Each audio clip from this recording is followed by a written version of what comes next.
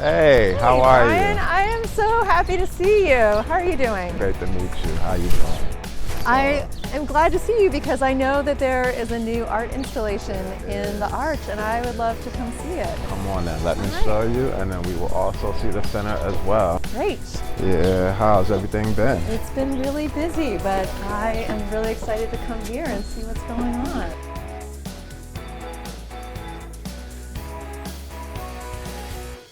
Right, so I am ready to see the art and for you to tell me a little bit about it. Yeah, so it's brand new. We've got it in before February 1st, but one of the key things for us is to not just isolate it to Black History Month. It's really about celebrating Black history because we don't know how long it's going to be up.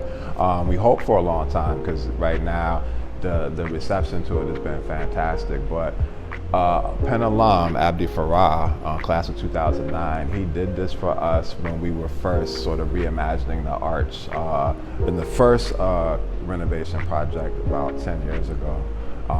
But it features a bunch of historical people and also contemporary people. So we have a current professor, Mary Frances Berry, who I always tell everybody, please take a class with her. She's a phenomenal person, has done so much.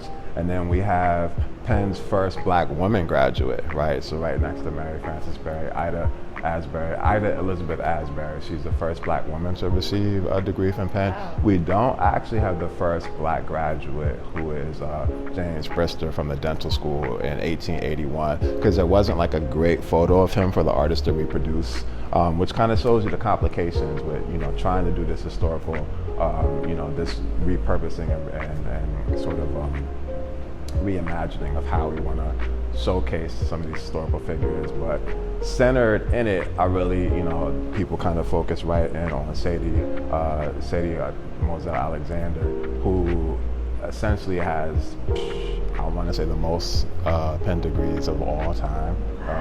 You know, the Alexander School is named after her, but first Black woman to practice law in Pennsylvania, one of the first Black women to get a PhD in the country, but I believe the first in economics. So, you know, really again, love that she's in the middle. And then we also have Baxter Taylor, who was the first African American to receive a gold medal in the Olympics, 1908.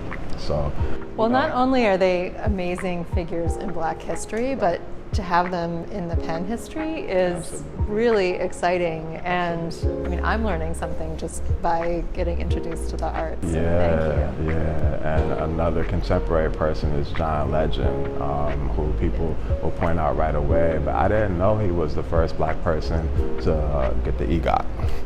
So I didn't know. Like, I knew he had it, but I didn't know he was the first one. So we can claim that as well. So, that's amazing. You know, amazing stories all around. So, yeah. And then you know, we have each person tagged and labeled so people can kind of read a quick snapshot. But then we also have a virtual portion as well, so people can go a little bit deeper. And then around the corner is actually not Penn specific, but we really try to take cues from the National Museum of African American History and Culture in DC and just put together a montage of this Black life period. So, you know, some struggle stories, protests, as well as Black joy, Black children, Black families. So, you know, it's just an amazing visual presentation of what we really want the center to be about and what we want people to kind of come in and immediately feel welcomed by this and drawn in and just, you know, just figure out who is this person, what did they do, and just, you know, just remember how amazing this Penn is and what it's been able to produce, but also just Black culture in general and how we need to take these moments to really amplify. Yeah.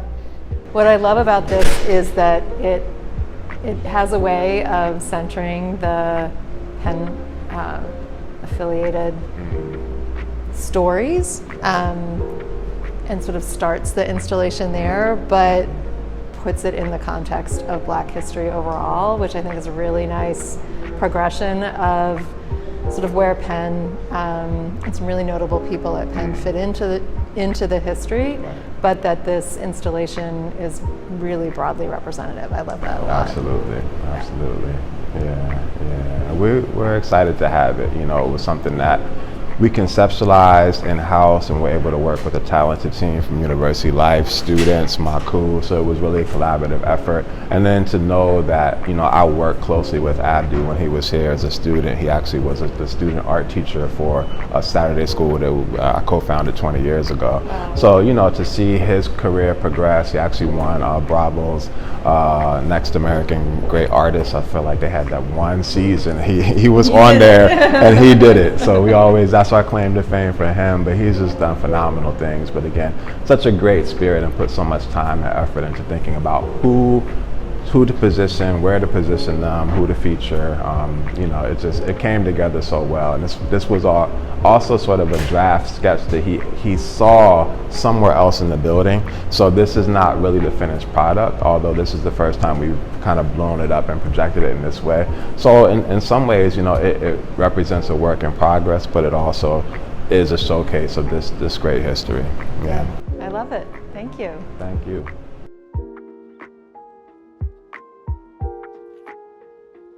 So I'm glad we're talking, because one of the things that I really love about this space is it's a place to bring students together and to really celebrate cultural identity. And so tell me a little bit about how students use Maku in particular, and some of the things that are offered, and how they even find their way into it, especially when they're new to Penn, how they know what is offered here, how they can get involved, what kind of support and activities are offered. Yeah, those are great questions, and I know it kind of makes me put on my Penn ambassador hat, right? Anytime, my age group have a lot of alumni friends their kids are looking into college, and we have a lot of visitors come. So one thing I point out right away is that we are in the heart of campus, and I think that speaks volumes to Penn's commitment around diversity, equity, inclusion, and belonging.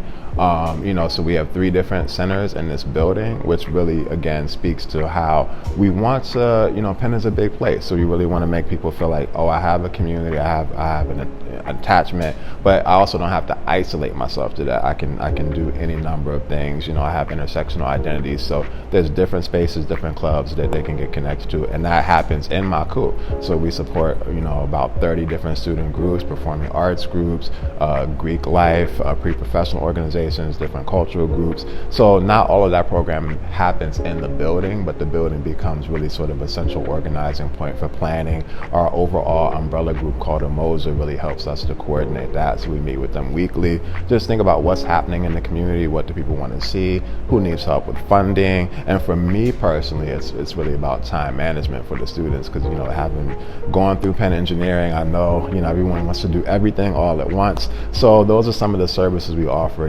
partnering with Weingarten Learning Resource Center to really help them conceptualize their semester, right? And think about, how do I do all the things? How do I get plugged into Philadelphia? How do I study abroad? Like, we have a bunch of meet and greets and orientations and workshops really throughout the year. And when students first get here, we try to space it out, because we know NSO is overwhelming.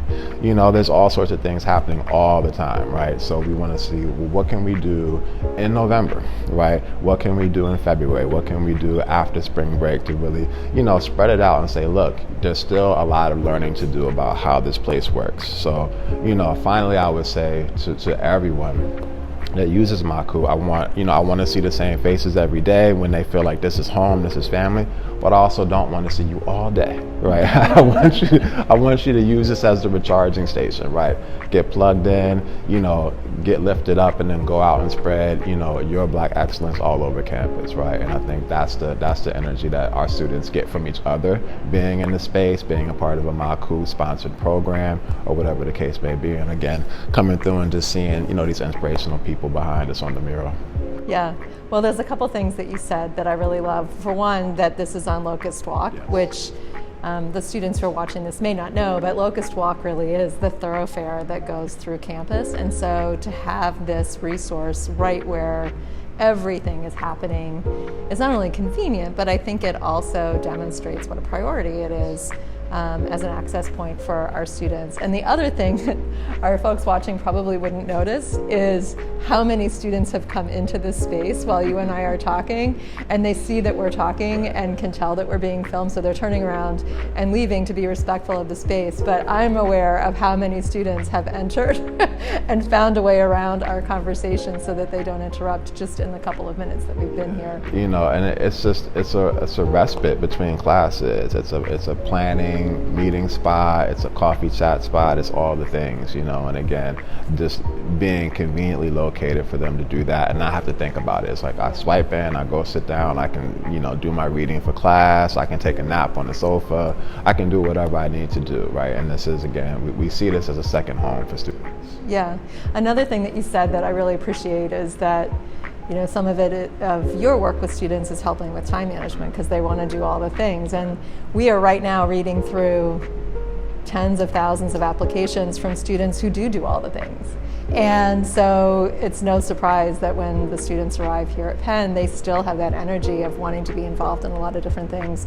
So time management is a key adaptation for every student coming to Penn. But you also mentioned Philadelphia and ways in which students who are connected into Arch and Maku in particular can also get connected into Philadelphia. So can you talk about that a little bit? Yeah, I mean, again, I think for me, one of the things that drew me as an applicant some decades ago now, but, you know, being in a big city, you know, and again, I'm coming from Harrisburg, Pennsylvania, and just the appeal of Philadelphia, right, with so many opportunities culturally. So, you know, we want students to go downtown and see shows. We want them to really understand how the city works, but then also understand that there are complications with the big city, right? So, you know, they can do youth mentoring, right? And a lot of our, you know, student athletes are doing stuff through Young Quakers. We have Ashe Academy, which is a Saturday school that I co-founded, where students are either in here or Du Bois College House with middle school students every week.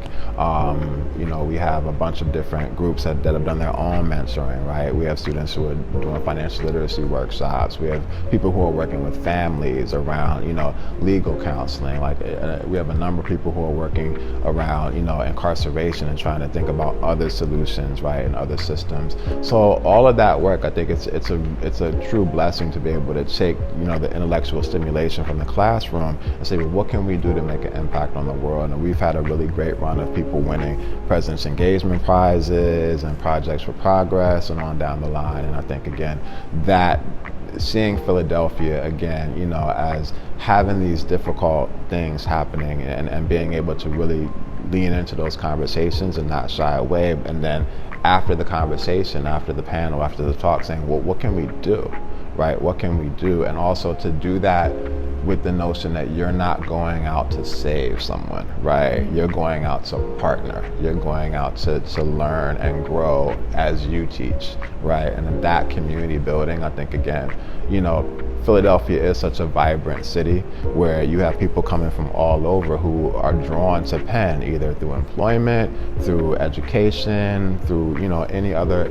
mechanism. So to be able to say to our students, hey, you have all these opportunities right here, right? And we want to help you fuel that. And so that taps into our alumni base as well. You know, people are doing things in the city that we're able to link our students to right away. So it's, you know, it's a true blessing for me to be able to do this every day.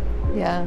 You talked about students taking their intellectual stimulation and going to use that for contribution, which is really how I often talk about our Penn students, that this environment is really to bring in all of the energy that our students have and help them realize how to become bigger, better problem solvers for what the world is bringing to us for problems to solve now. They're going to be our leaders, and so all of that exposure is really, really important. And so I appreciate that you pointed that out. For the students who are watching now and really trying to understand sort of what their place might be at Penn and where they would fit in and how they would use this space, what do you think is one of the best sort of invitations that Maku has to put in front of new students so that they know what's available here and how to find it right away? How do students find this place when they arrive at Penn? That's a great question, and I think in a lot of ways, and again, putting on my college student hat, it was about food. Right. So where can I find great food, and try different things, right? So a lot of our different meetings and different, whether it's an orientation or whether it's a workshop, it really revolves around food.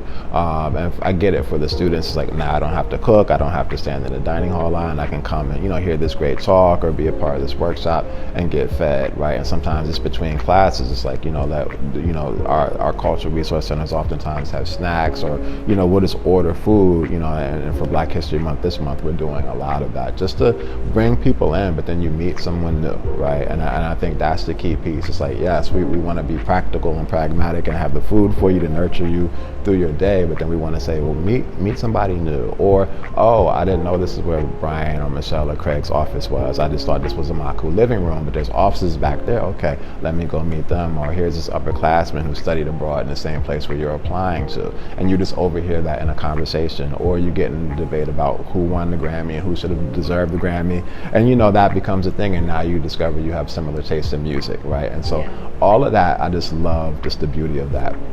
It's very spontaneous, but it also is a connecting point for them. So that's sort of the structured and unstructured, the food events. But again, we really try. So this semester in particular, we're doing sort of welcome backs by year. So we had our first year welcome back. We're coming up with our seniors, and each one has a specific theme. So for our seniors, it's really around, hey, some of you may not be employed yet, right? And we don't want to sit back and just watch you figure it out. We want to help you. So we have a bunch of alums, or you are employed, but now you have questions about, what do I do now that I have to adult, right? And so we're going to do a workshop, and again with food involved, for all the seniors to say, hey, this is what's next, right? And we did that. Actually, that was one of our last events pre-quarantine. So March of 2020, we got that in right before spring break. They left for spring break. They didn't come back. Yeah. Right. And so I think about that, I'm reminded of that as we plan this next one, to say, we really want to pour everything into this, because we had no idea what quarantine was going to be. Right. And so, for me, it's like every day, how do we do our best, not knowing what tomorrow's going to bring? Right. For sure. Well, this is a really special place on campus, and thank you for spending time with me to tell me more about it so that our students can learn more about it. And I think many of them will enjoy being here when they come to Penn. Absolutely, and I'm looking forward to welcoming them. All right, thank you so much. Appreciate it.